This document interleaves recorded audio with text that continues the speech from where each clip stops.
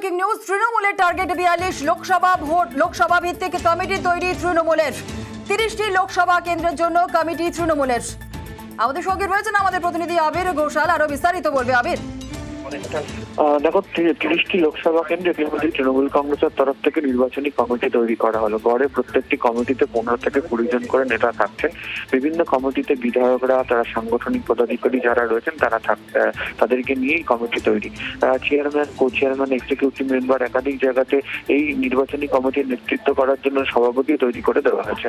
মূলত তৃণমূল কংগ্রেসের তরফ থেকে বলা হচ্ছে যে সমস্ত জায়গাতে হাড্ডাহাড্ডি লড়াইয়ের সম্ভাবনা রয়েছে সেখানে এই নির্বাচনী কমিটি নির্বাচন পরিচালনা সংক্রান্ত বিষয়ে গুরুত্বপূর্ণ ভূমিকা গ্রহণ করবে। প্রচার কার্য থেকে শুরু করে বাকি বিষয় কি ভূমিকা গ্রহণ করা হবে তাও তারা দেখবে, এবং সেই কারণেই হচ্ছে নির্বাচন কমিটি তৈরি করা হলে নির্বাচন কমিটি তাদের সমস্ত রিপোর্ট দলের শীর্ষ নেতৃত্বকে পাঠাবে লোকসভা নির্বাচনের প্রেক্ষিতে।